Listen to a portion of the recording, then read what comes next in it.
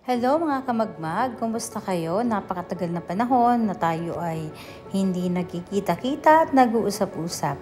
Ngayon ay isi-share ko sa inyo ang nabuo naming pangarap. Ito yung in-upload ko before na dream house making. Ngayon ay ito na siya.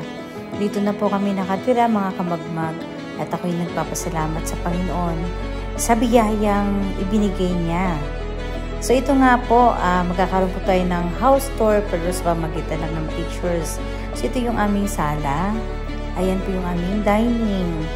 Ayan, simple lang pero sobrang ang saya ng blessing ng Panginoon. Ako'y talagang nagpapasalamat sa mga taong nagtiwala sa akin.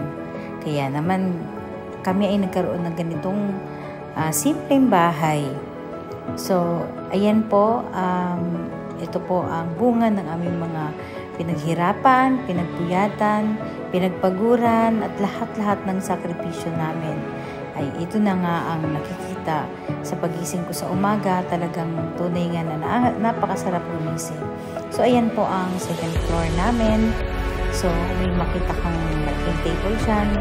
So, sa pagkat ng hagdan o pababa ay makikita mo ang picture ng aking mga anak. At nandyan po ang kanilang study area.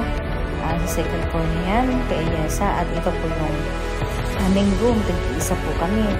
So, ito po ang aming third floor. Dito po sa area na to din nag-aaral ang aking panganay sa table na yan. So, hiwalay sila kapag sila ay nag-aaral. So, ayan po ang CR ng third floor at ang staff room. So, dyan po natutulog ang aming mga staff. Ayan po ang aming third floor na tunay nga na dito kami nagja-jogging.